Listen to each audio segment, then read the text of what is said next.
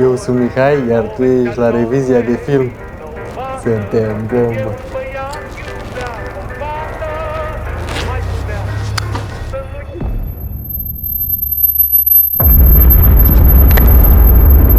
Este bomba nucleară, distrug tot ce mă înconjoară.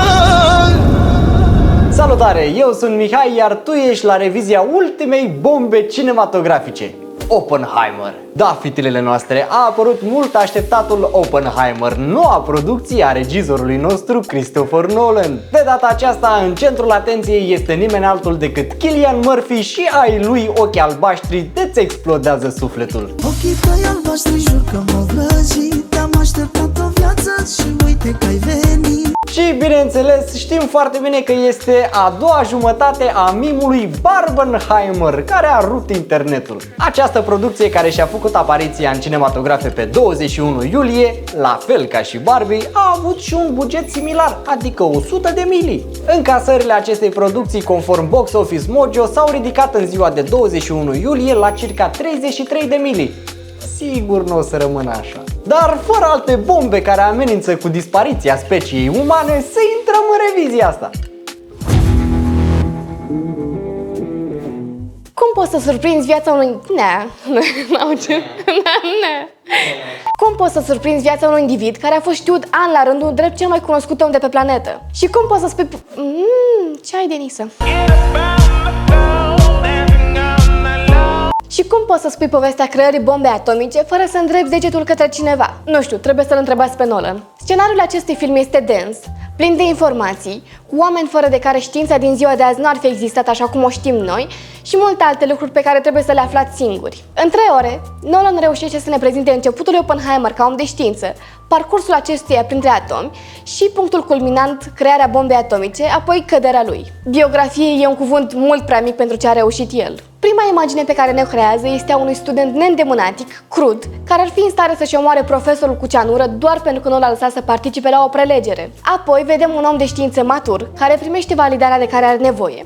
După care este doctorul Oppenheimer, părintele bombei atomice. Pe lângă aceste momente, de altfel foarte importante, Nolan ne arată și bărbatul din spatele omului de știință, care iubește la fel de pasionat precum creează și cumpără flori care deseori ajung din păcate în coșul de gunoi. Momentele de intimitate s-au echilibrat perfect cu momentele în care eul creator era în plină ascensiune, scrijelind pe tablă nervos sau creând ceva ce urma să curme mii de vieți. Dialogul este plin de replici valoroase, un pic pompoase aș putea spune, dar cine sunt eu să judec cum vorbeau oamenii de știință la vremea aceea? Personajele, cel puțin unele dintre ele, au parte de evoluție valoroasă și putem vedea asta și vizual, nu numai din scenariu. Ritmul acțiunii este atât de bine controlat, încât 3 ore trec pe lângă tine ca vântul. Iar faptul că structura filmului nu este regulată, iar spectatorii trec din trecut în prezent apoi în viitor, la fel de ușor cum ai bate din palme, te ajută să-ți menții atenția și să înțelegi lucruri pe care nu le fi înțeles dacă te-ar fi dus din punctul A în punctul B.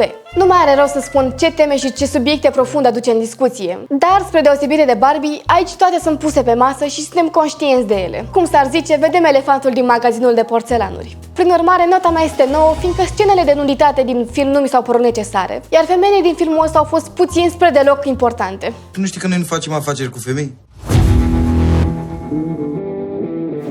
Filmul ăsta este motivul pentru care Hollywoodul este ceea ce este în zilele noastre. Cillian Murphy arată exact ca Oppenheimer cu pălăria lui cu pipa și reușește foarte bine să transmită toate senzația de singurătate și de închidere a acestuia. Privirea pe care o are acesta de la începutul filmului până la final, în special în zonele de munte. La munte, atmosfera va fi schimbătoare. Privirea pe care acesta o are pe tot parcursul filmului este senzațională, în special în scenele de la proces. Exprimă absolut tot, singurătatea lui, dezamăgirea, dar și lucrurile pe care el le anticipează, dar nu le poate procesa. După părerea mea, cred că a fost cel mai bun din filmul ăsta și de anul ăsta și nu cred că la premiile Oscar va fi cineva mai bun decât el. Alt personaj demn de lăudat este Robert Downey Jr., care sub tonele de machiaj pe care le are pe față are o prestație demnă de lăudat. Reușește să transmită toată lăcomia, setea de putere și setea de răzbunare a personajului prin niște gesturi foarte fine. Reușește sub masca inocenței și a prieteniei să ascundă un personaj de-a dreptul machiavelic care doar urmărește să-și satisfacă ego-ul. Emily Blunt interpretează rolul soției lui Oppenheimer și reușește să aibă un monolog interior al personajului de-a dreptul impresionant pe tot parcursul filmului. O scenă esențială și definitorie pentru jocul său actoricesc este cea de la proces, când reușește să schimbe tot parcursul întregii acțiuni printr-un singur zâmbet.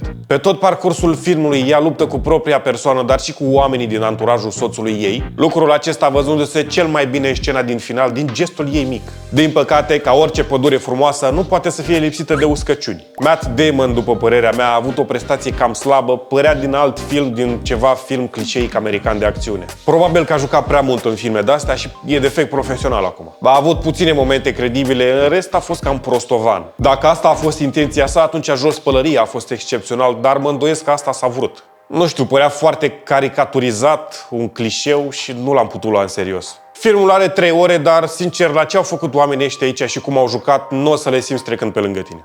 Eu le-am simțit pe final când aveam nevoie să fac numărul 1 la baie și nu mai venea finalul filmului. Nota 10 pentru jocul actorecesc a multora, dar în special al lui Kylian Mbappé, Murphy.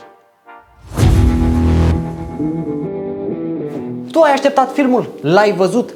Ai de gând? Hai să ne lansăm cu păreri radioactive jos în comentarii. Dacă nu ești fan CGI, atunci ai tras lozul câștigător. Cristi a declarat că nu a folosit absolut deloc CGI și că toate efectele sunt efecte speciale practice.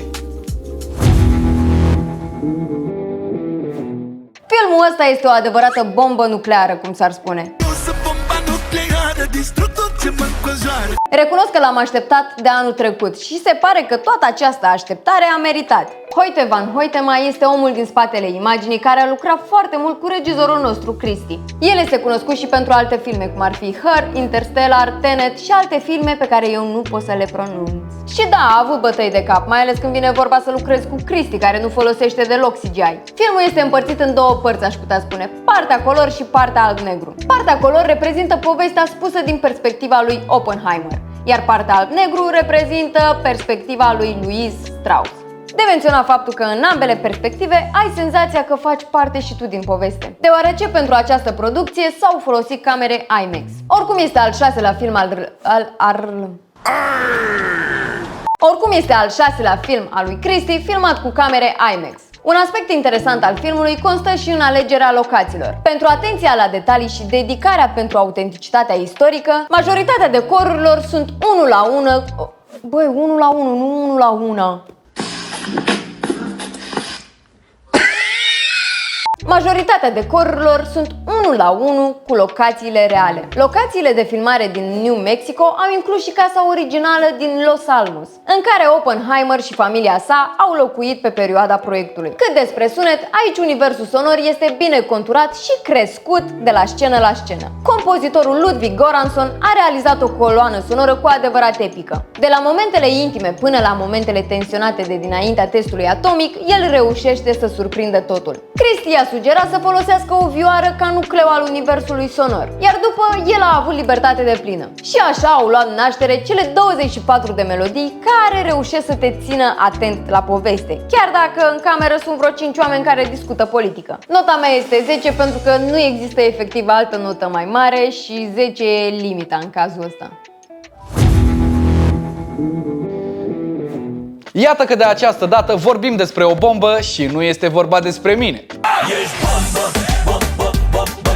Urcăm pe elevator un film al cunoscutului regizor Christopher Nolan. Dacă nu ai auzit de el, sigur ai văzut un film cum ar fi Inception, Interstellar, Dunkirk și celebra trilogie The Dark Knight. Nolan reușește să te poarte printr-un puzzle, ceea ce este specific stilului său regizoral. Vine la tine și zice: uite, aici sunt piesele, le iei și te descurci tu, ca la final să ai o imagine de ansamblu a întregului tablou. Toată acțiunea se desfășoară pe parcursul a 3 ore și este foarte condensată, ceea ce poate părea ușor derutant. Oppenheimer a fost special conceput pentru IMAX pentru a-ți crea o experiență fascinantă, dar eu l-am văzut pe un ecran normal și vreau să vă spun că am fost în extaz. Ce este important de notat și îți va schimba percepția vizionării asupra filmului este că nu există CGI, efectele speciale fiind construite de diversi specialiști. Mai mult decât atât, setul este construit de la 0, iar filmul este tras pe peliculă. Iar acum stai și te întrebi de ce Nolan este genial, pe lângă faptul că se joacă cu mintea ta pe tot parcursul vizionării. Explozia bombei este cel mai frumos moment și foarte bine susținut de toate elementele prezente în cadru, de la Andrei la Elena, adică de la actorie până la imagine și sunet. Nu există nicio imagine întâmplătoare care să te facă să te întrebi ce Dumnezeu se întâmplă de durează atât,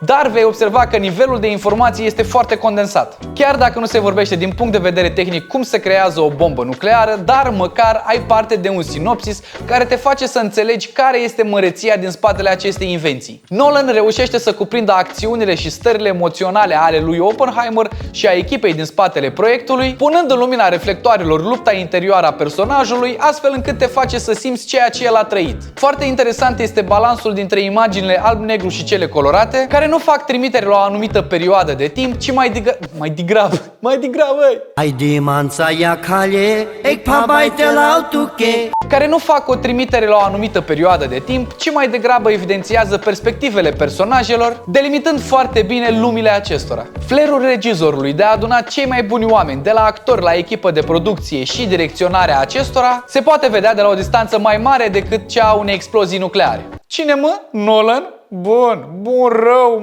bun. Este foarte greu de vorbit în câteva minute la cât de complex poate fi. Du-te în cinema, uită-te, trăiește experiența, iar când te va întreba cineva ce este acela un film, tu să spui doar Oppenheimer. Nota mea pentru film este BUM! 10. Acum că am ajuns la finalul proiectului, media este de 9,75 de kilotone de TNT. Dar rămâi cu noi pentru că urmează rubrica Mă rup, mă afrânt, în care îți vom spune ce ne-a plăcut și ce nu ne-a plăcut la această explozie radioactivă. M-a rupt scena de la final cu Einstein. M-a cam rupt tot filmul, nu o să mă apuc să spun totul, fiindcă aș face podcast. M-a frânt faptul că era un pic cam multe detalii, filmul voia să spună prea multe lucruri și te cam făcea să te pierzi pe drum. M-au rupt mai multe scene, de exemplu scena în care explodează bomba și scena de final cu Albert Einstein. M-a rupt tot filmul, dar în special explozia.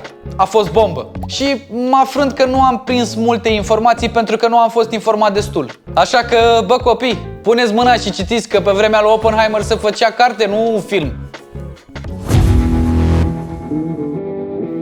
Mulțumim că ai rămas cu noi până la sfârșit și dacă îți place ce facem, ajută-ne să detonăm algoritmul YouTube cu un like, share sau un subscribe din ăla cu clopoțel. Și dacă ai cumva vreun film pe care ai vrea să-l băgăm în revizie, lasă-l în comentarii. Poate îl iradiem tura viitoare.